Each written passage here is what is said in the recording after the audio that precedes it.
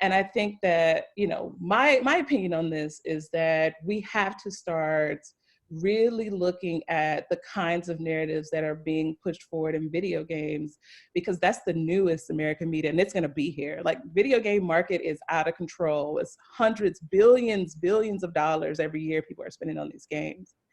And I just think it's important that in the newest media that we're not retelling old stories, flawed stories about who is human and who is not. And so, you know, the problem, I think, is that, you know, the people who control the means of producing these games are not interested in telling those stories. And so, kind of as answering, I think that was maybe a question of Katie's too, but like, you know, the distribution companies and these big like AAA plus titles, I mean, those games are not, they're not interested. They are very happy to maintain a legibility of Blackness and of Black bodies as just the stereotypes that are easily pulled in, right? They're maneuverable. And I think that we have to, you know, at least be cognizant of the way that we're being led to believe certain things and to reinscribe certain ideas in our media.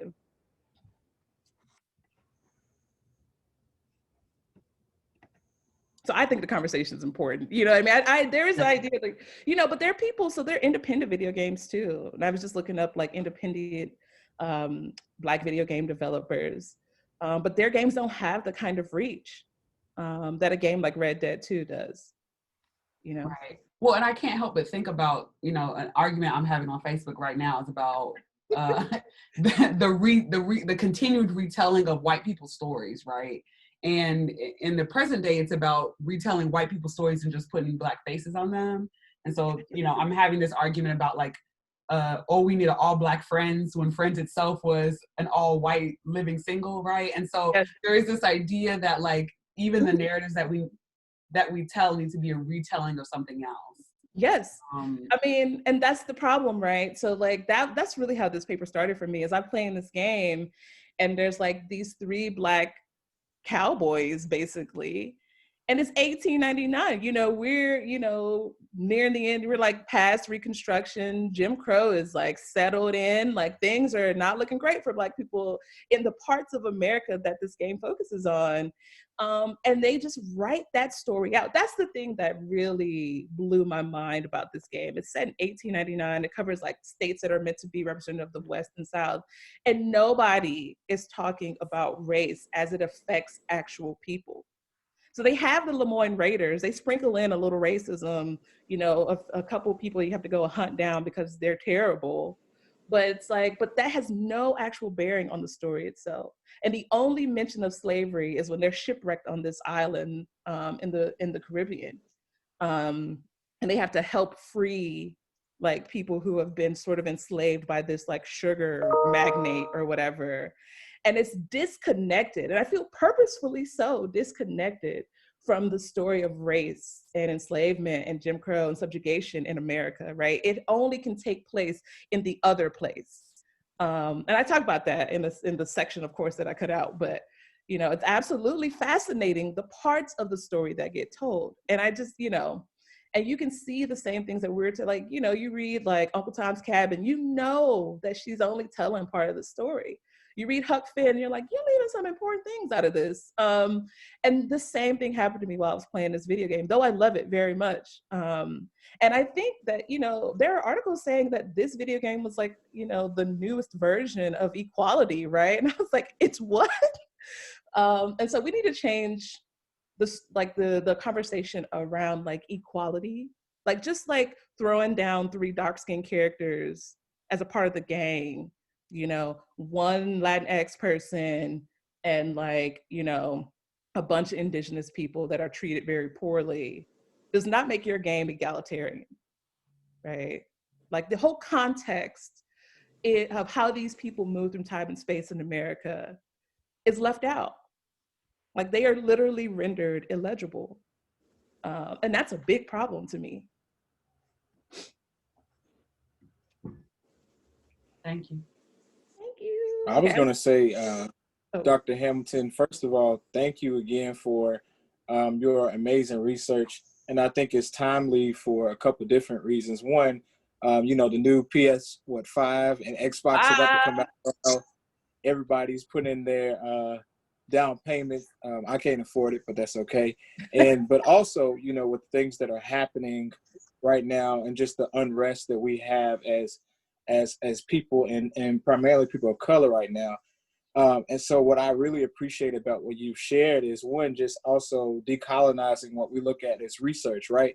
And I think for many people of color, you think about what type of fields and things we may be interested in. Sometimes we don't think that we can just literally research what we're interested in. So the fact that you've done this work around video games, I think and hope will resonate with a lot of our students about thinking about what type of conversations and concepts do they want to focus on, that are not just always your same, math, science type of theoretical value. So I really appreciate you sharing with us today. Are there any more questions from the audience or any of our students who are in the other room? If there's not, there's a question in the chat from Professor Melstein. Yes.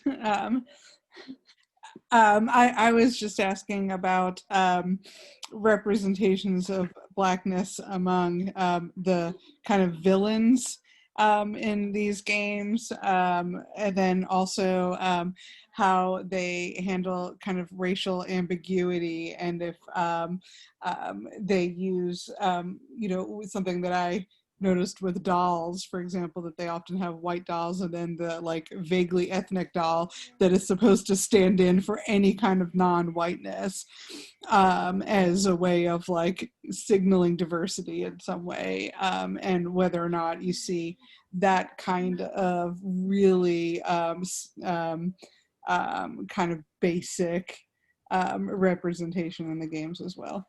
Yeah, there's another favorite game of mine. It's Uncharted Lost Legacies. And so Uncharted was apparently a very big series, but I got Uncharted 4 when I bought my PS4. Yeah, I lose track. I've had all the PSs, so I'm like, which one was it? And so there were these two female characters. They both had like relationships with the main protagonist, Nathan Drake. And one, I think she's like biracial, and I think the other woman is like some version of some ethnic identity, and those two characters got their own game, which of course was shorter and not as well formed as the one about the white man, but we're gonna let that go. They got the game, we're happy. And so I think that is the case, right, where what's happening is that video game developers are like, let me try to check all the boxes at one time with one person. And that of course has its own problems, because that person does not get the full, we don't get a full story about them. Where are they from, right? Who are they? What's their parentage? How did they meet this person? We don't get that. We often do not get those stories. And so that's becoming another problem. In terms of villains, I mean, it just depends on the game. I'm trying to think. I mean, the villain in Red Dead 2 was like a bunch of white dudes, I think. I mean, the game is about outlaws. So I think like the gang is the villain in a lot of this stuff, especially the leader of the gang, who is a white man. He's pretty trash. And he also is like manipulating a group of indigenous people to fight, to sort of distract the American government, the people that he's stolen from him, which I think is, of course, horrific. And in terms, you had a question too about, did you ask about gender, Mel? No, somebody did. There is one character in Red Dead 2 who does not fit the sort of general female stereotypes that we usually get in media. We meet her, she is rescued by the gang after another gang has kind of set her house on fire and killed her husband. And so the Vanderling gang takes her in, and she ends up being like, a bounty hunter. She's the one that tries to save the day when things start going awry. She's smart. She's a little out of control. But she's like the one character who, I'd say breaks some gender norms but she shouldn't be the only one. There are all kinds of women in the West, right? But again, that's not they were like, okay, here we go. We got to have one woman be the one, right? All the other women are love interests who are flat, or girls in the gang who, you know, steal from men. They like date men to try to steal their money, you know? So it's like that. And I'm just like, nah. But yeah. Somebody say yes, Scammy. Thanks, Dr. Halliday. Any other questions?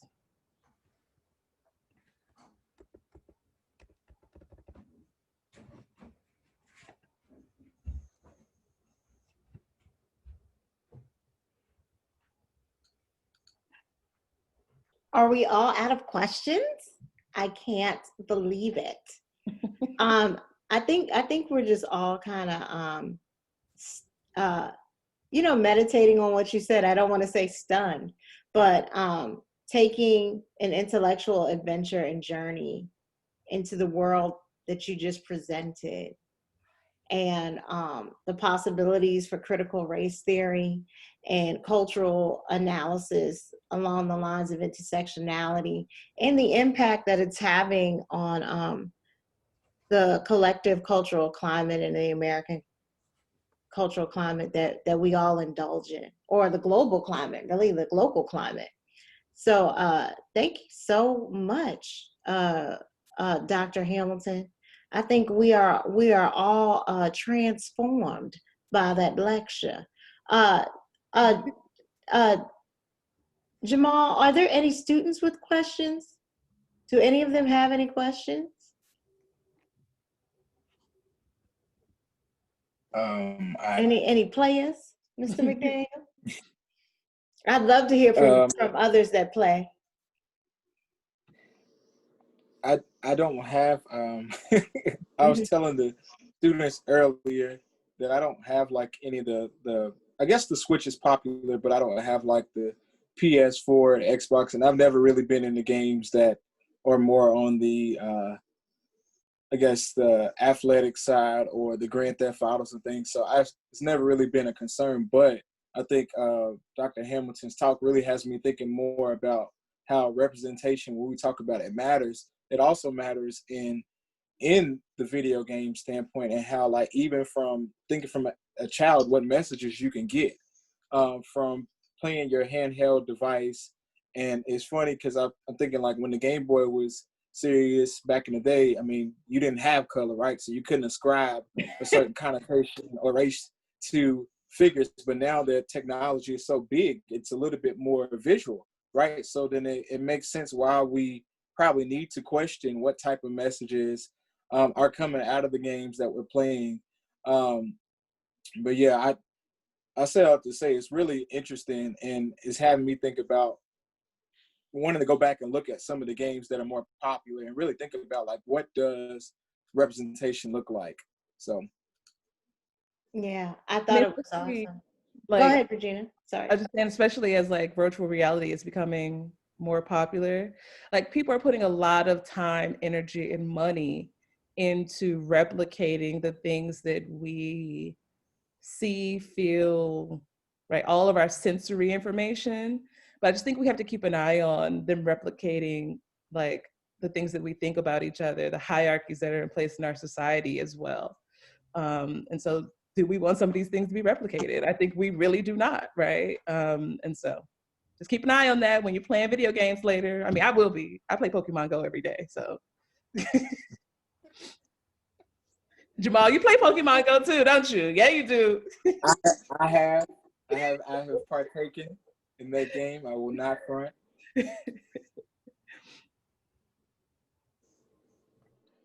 All right, well.